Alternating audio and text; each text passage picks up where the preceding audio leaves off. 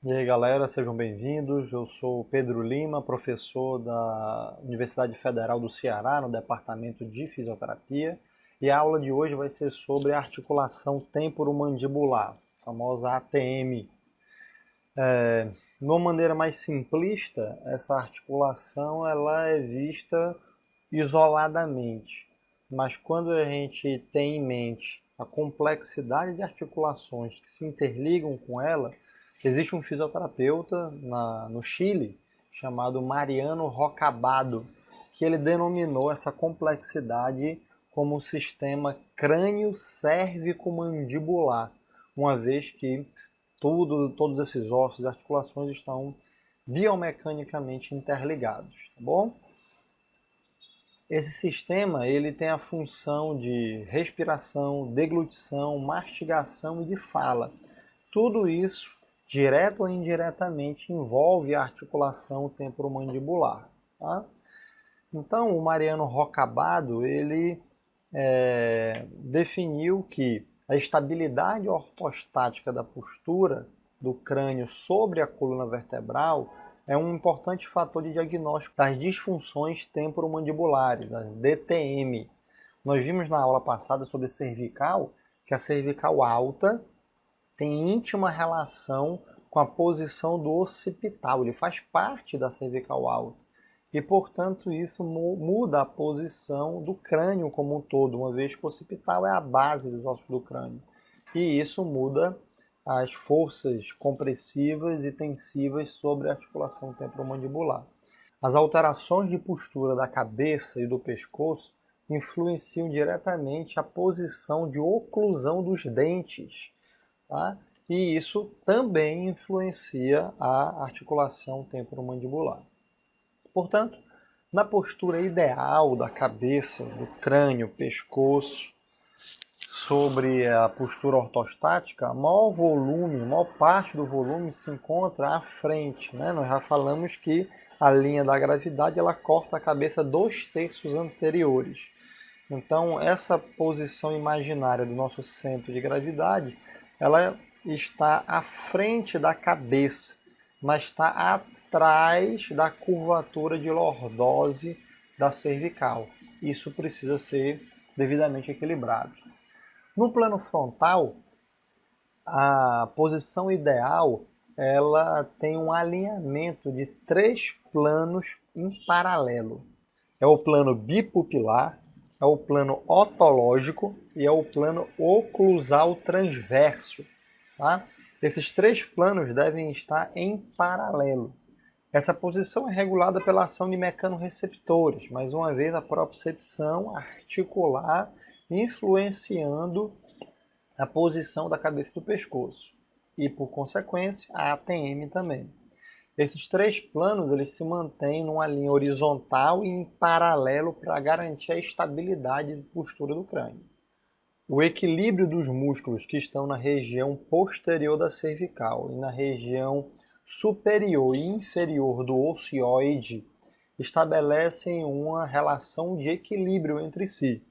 Os músculos posteriores fazendo essa extensão da cervical e os músculos supraioideus e infraioideus fazendo carga sobre a mandíbula, abrindo ou fechando a boca.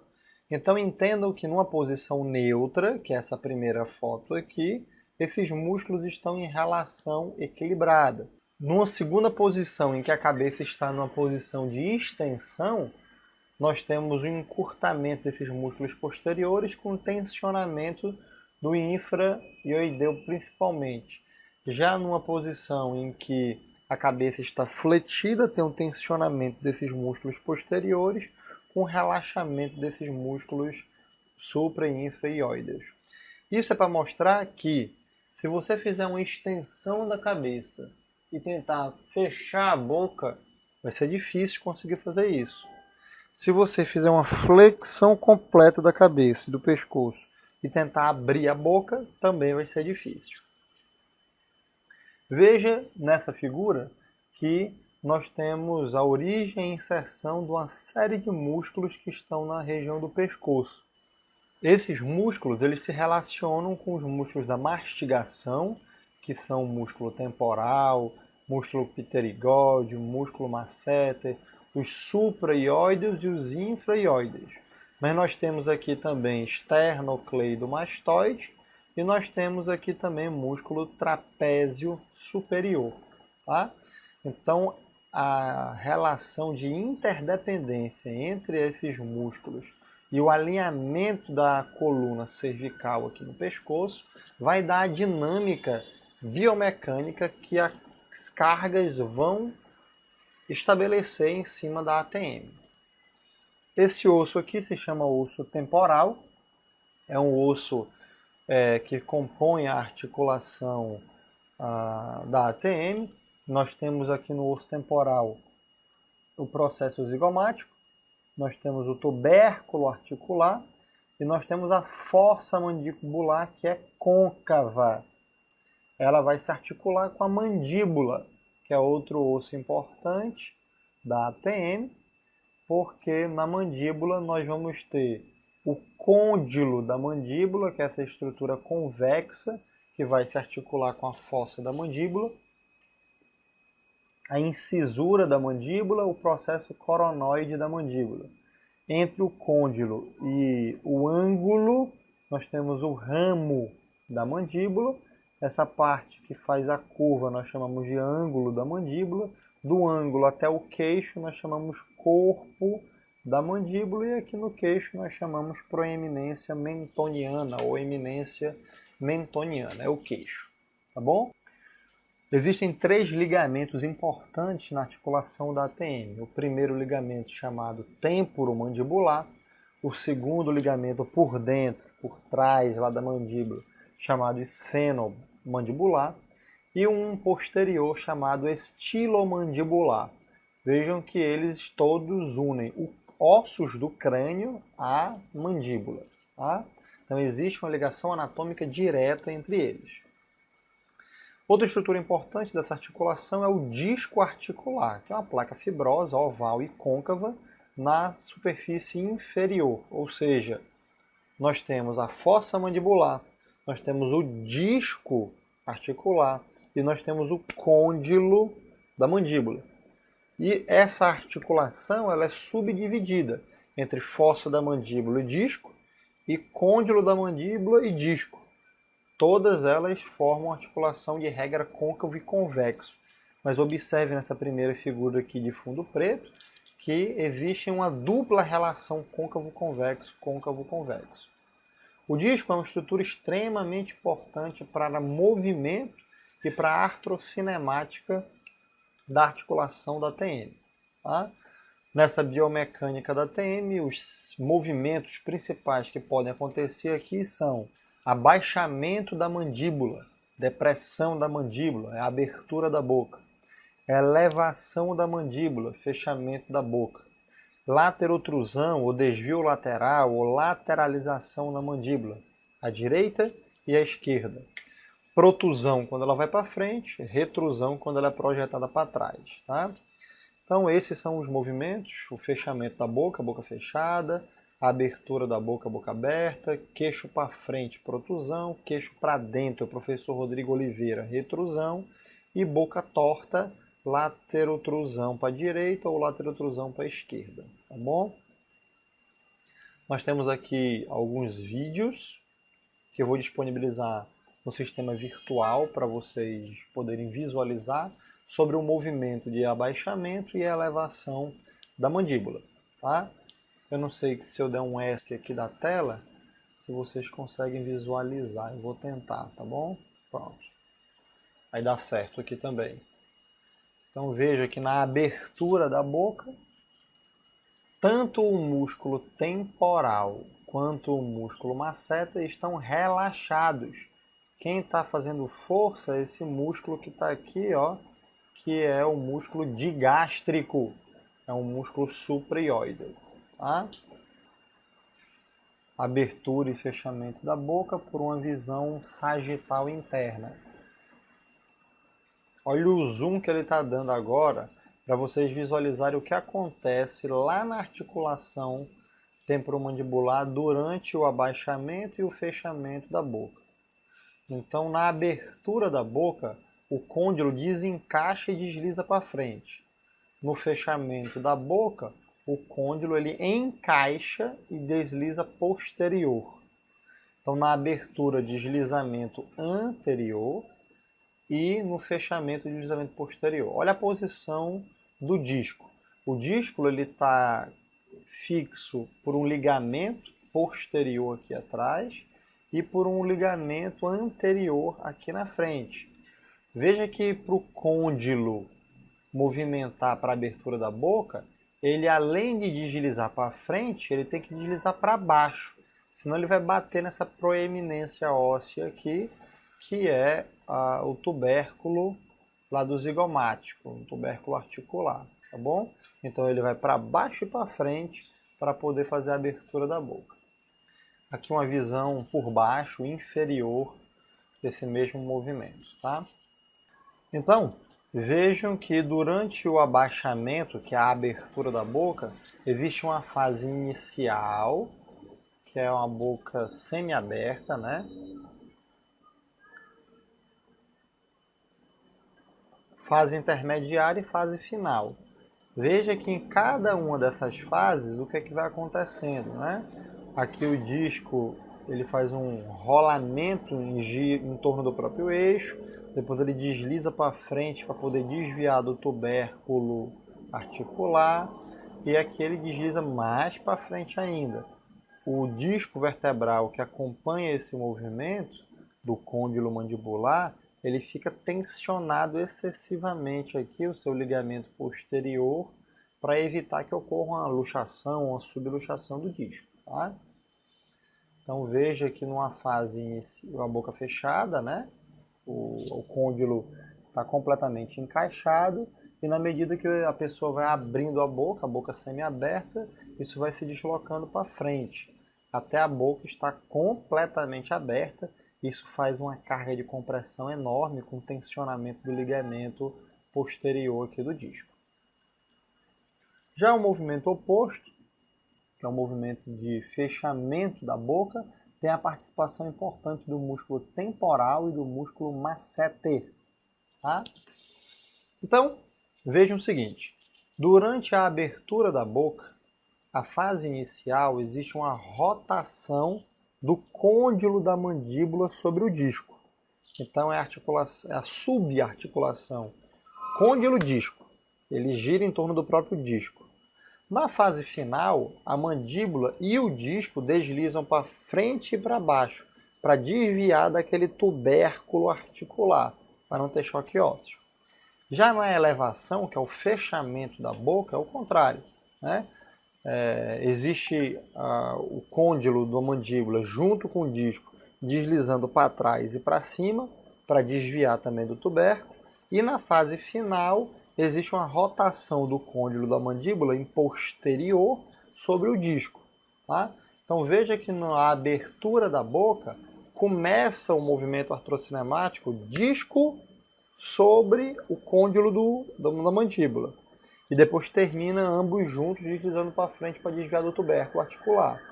Já na elevação, que é o fechamento da boca, eles desviam do tubérculo articular para depois ter um movimento entre eles de rotação. Tá bom? Então, o músculo temporal é um músculo muito importante, é um músculo forte, que faz o movimento de elevação, fechamento da boca, faz um movimento de retrusão, puxar a mandíbula para dentro, e também faz o deslocamento homolateral, quer dizer, puxa a mandíbula para o mesmo lado. Outro músculo muito importante é o músculo masseter. Ele também faz o fechamento da boca e também desloca a mandíbula para o mesmo lado. Então ele é sinergista do músculo temporal. Eles fazem a mesma coisa. Fecham a boca e deslocam a mandíbula para o mesmo lado. Vamos ver alguns vídeos para facilitar o entendimento de como esses músculos funcionam na protração e na retração. Esse é o movimento de protrusão para frente e retrusão queixo para trás, tá bom? no plano sagital, uma visão interna de como é que esse deslizamento ocorre. E aqui uma vista inferior. O primeiro vídeo é melhor para a gente ter uma noção espacial do movimento acontecendo. Protrusão ou retrusão da mandíbula. Tá? A biomecânica desses dois movimentos é um movimento em conjunto para frente e para trás. Ou seja, na protusão, tanto o côndilo direito quanto o côndilo esquerdo, eles deslizam para frente. E na retrosão eles encaixam e deslizam para trás. Na protusão tem tensionamento excessivo do disco e do ligamento que fixa o disco. Agora vamos ver o movimento de laterotrusão. Lateralidade, desvio lateral, como queiram chamar. Então entendam o seguinte, na hora que a mandíbula desloca para um lado, por exemplo, o lado direito, tem um lado que está contraindo e puxando ela para cá, e tem um outro lado aqui que está equilibrando o outro côndilo. Um côndilo homolateral desliza para lateral, para fora, enquanto que o côndilo contralateral também tem que acompanhar o movimento. Ou seja, no desvio lateral à direita, o lado direito, que é o lado do desvio, é o lado do trabalho. E o lado contralateral é o lado do balanço, para equilibrar o movimento. Então, nós temos que entender a lateralidade como lado do balanço e lado do trabalho. A direção do movimento geralmente é guiada pelo dente canino. Então, no diagonal do dente canino é que vai ter o lado em que vai acontecer o trabalho e o canino oposto vai determinar o lado que vai acontecer o balanço. Então veja a biomecânica aqui. O desvio lateral, o côndilo do mesmo lado vai fazer uma rotação, enquanto que o côndilo do lado oposto vai fazer um deslizamento anterior. Essa é a artrocinemática do desvio lateral. Para a direita, então o do lado direito faz uma rotação do côndilo dentro da fossa, enquanto do lado esquerdo desencaixa e faz um deslizamento anterior. Os músculos importantes desse movimento se chamam pterigoide lateral e pterigoide medial. São músculos palpáveis pela região intraoral. O pterigoide lateral ele faz abaixamento, abertura da boca, protusão e desvio contralateral, ou seja, o pterigoide lateral ele está no lado do balanço. Já o pterigoide medial ele faz elevação, protusão e desvio contralateral. O pterigoide medial também está do lado do balanço. Eles são entre si sinergistas antagonistas, porque ambos fazem protusão. Ambos fazem desvio contralateral da mandíbula, ou seja, estão no lado do balanço. Mas um faz a abertura da boca e o outro faz o fechamento da boca. Tá? Em resumo, esses são os 4 principais músculos. Temporal, masseter, fechamento da boca, pterigoide medial e lateral, protusão e desvio lateral contra. Supraioide, nós temos o miloioide, o genioide, o estiloioide e o digástrico. O digástrico é o principal aqui, porque ele faz a abertura da boca. E nós temos os infraioideus, que são o esternoioide, esternotireoide, esternoioide e homoioide. Esses músculos infraioides fazem ligações anatômicas importantes entre a ATM e o externo, entre a ATM e a escápula. Então, são músculos que podem nos sugerir, indicar dor à distância, dor referida, que um paciente possa ter de uma DTM, gerando dor na escápula, por exemplo, ou no externo, por exemplo. Os movimentos com seus respectivos músculos são esses: fechamento da boca, masseter temporal e pterigoide medial. Abertura da boca digástrico, supraioides e pterigoide lateral. protusão, os dois pterigoides, retrusão, o músculo temporal. O desvio lateral é feito pelo temporal e pelo masseter homolateral e pelos pterigoides no lado do balanço contralateral. DTM, disfunção temporomandibular.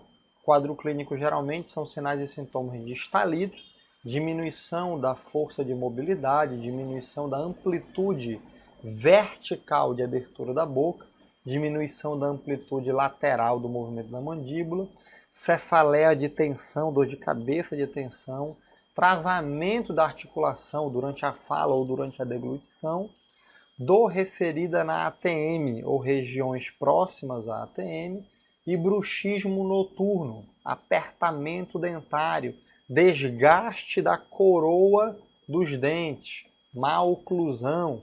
Tudo isso pode vir acompanhado de um quadro de DTM. Tá? Dúvidas em relação à biomecânica e cinesiologia dessa articulação? Deixe suas dúvidas aqui no fórum, no nosso ambiente virtual de aprendizagem e, no momento oportuno, eu, na aula presencial prática sobre esse assunto, vou esclarecer eventuais dúvidas e questionamentos. Tá? Quem ainda não curtiu esse vídeo e quem ainda não seguiu o nosso canal, por favor, clique aqui no sininho e aperte o botão de inscrever-se para poder receber vídeos novos que nós vamos postar aqui neste canal do YouTube. Beleza? Forte abraço a todos e até a nossa próxima aula.